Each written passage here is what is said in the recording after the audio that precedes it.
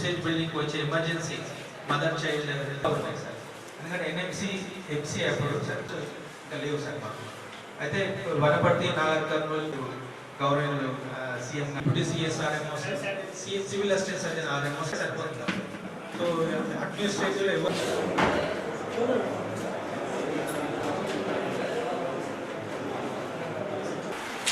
శుభారంభంగా ఈరోజు మీటింగ్ పెట్టుకుంటున్నాం. చైర్మన్ గారికి మిగతా సభ్యులకు కూడా రిక్వెస్ట్ చేసినట్టే రెగ్యులర్గా మనం మీటింగ్ పెట్టుకుందాం. మన రిక్వైర్మెంట్స్ ఒకటేమో ఇన్ఫ్రాస్ట్రక్చర్ రిక్వైర్మెంట్స్ అది గవర్నమెంట్ ద్వారా రావాల్సిందే. దానికి కలెక్టర్ గారు కానీ తర్వాత మీరు డిఎంఈ ద్వారా కానీ నేను మంత్రి గారికి మిగతా అధికారులకి సీఎంఓ ప్రజెంట్ చేసే కార్యక్రమం మేము చేస్తాం. అదొక భాగం. గవర్నమెంట్ హాస్పిటల్ సెల్ఫ్ సస్టైనబిలిటీ ఎట్లా రీచ్ కావాలి? నాకు తెలిసి మనకి ఇంత ప్రైమ్ రియల్ ఎస్టేట్ స్పేస్లో ఉన్నాం.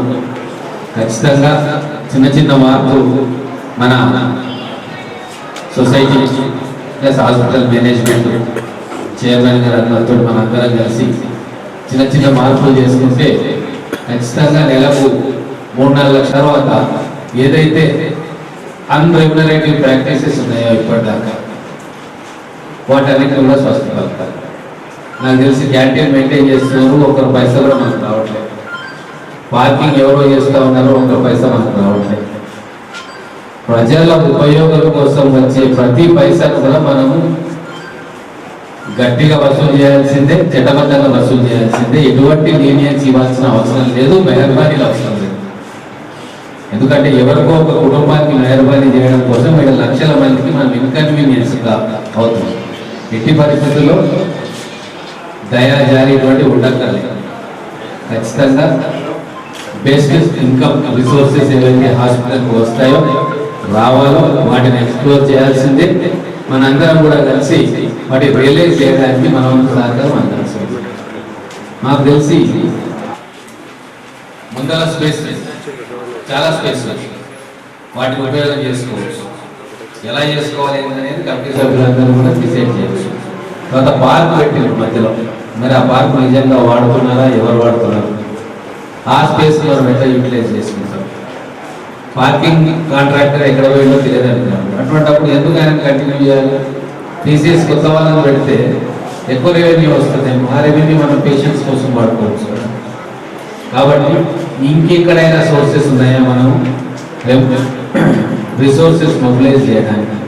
మినిమం రిక్వైర్మెంట్స్ ఏమైనా ఉంటే ఇప్పుడు మాకు కూడా కాన్స్టిట్యున్సీ డెవలప్మెంట్ ఫండ్ వస్తుంది. గతంలో కూడా ఎప్పుడు మీటింగ్కి వచ్చినప్పుడు అడిగినప్పుడల్లా మన దగ్గర ఎంత ఉంటే అంత మినిమం రిక్వైర్మెంట్స్ చూసుకొని ఇచ్చేవాళ్ళం.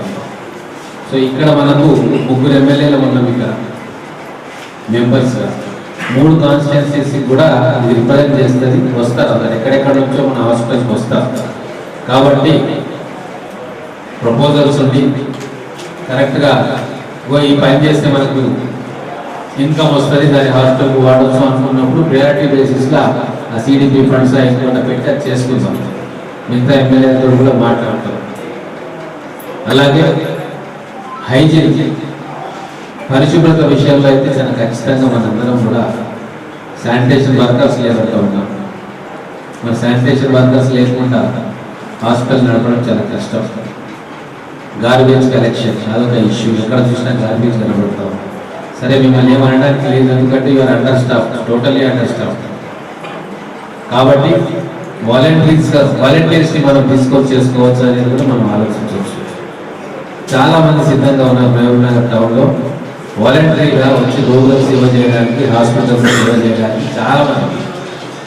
వాళ్ళందరినీ ఐడెంటిఫై చేసుకొని ఒక ప్లాన్ ప్రకారంగా ఖచ్చితంగా ఒక 50-60 మంది మనకు వాలంటీర్స్గా చేసేది ముందుకు వస్తారు. రకరకాల ఇష్యూస్ లేదు, సర్వీసెస్ స్వీపర్స్కో వాళ్ళకు శాలరీస్ ఇవ్వడానికి కూడా ఒక్కొక్కరిని అడాప్ట్ చేసుకోవడానికి కూడా ముందుకు వస్తారు. వాటిని ఎక్స్ప్లోర్ చేయాల్సిన అవసరం ఇప్పుడైతే ఉంది. ఈరోజు meeting almost various reasons, administrative reasons or other reasons, almost ఒక 1.5 year తర్వాత ఈ హెచ్డిఎస్ మీటింగ్ పెట్టుకుంటా ఉన్నాం. హెచ్డిఎస్ మీటింగ్ ఇమీడియట్గా కండక్ట్ చేయాలి అని ఎమ్మెల్యే గారు సూచించడం, సూపరింటెండెంట్ తోటి మాట్లాడిన తర్వాత కొంతమంది కొత్త మెంబర్స్ని కూడా టీంలోకి కాన్స్టిట్యూట్ చేసుకోవడం, ఈరోజు మీటింగ్ని ఏర్పాటు చేసుకోవడం. ఈరోజు దీన్ని రివ్యూ మీటింగ్ అనడం కంటే కూడా ఒక ప్రిపరేటరీ మీటింగ్ లాగా, బికాజ్ ఆల్మోస్ట్ ఒక 1.5 year గ్యాప్ వచ్చింది కాబట్టి అసలు ఏమేమి ఇష్యూస్ ఉన్నాయి అనేది తెలుసుకోవడం గురించి మాత్రమే ఈరోజు జరుగుతుంది.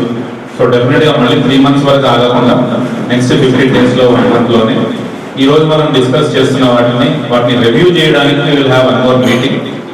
That is also part of this meeting. అంటే 3 months అనేది కాకుండా ఇంతకుముందు మనం మాట్లాడుకున్నట్టు ఇన్ఫ్రాస్ట్రక్చర్ వర్క్స్ కానీ, హ్యూమన్ రిసోర్సెస్ కానీ, self sustained income generation for this hospital premises కానీ, శానిటేషన్ కావచ్చు, సెక్యూరిటీ కావచ్చు, ఇతరత్ర అంశాల మీద డీటెయిల్గా we will review.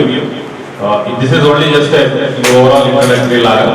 So further discussions కూడా we will make a note of all these things and shortly జరగబోయే ఇంకొక మీటింగ్లో we will go work by work, issue by issue, so that it will be fruitful rather than only having a formal meeting.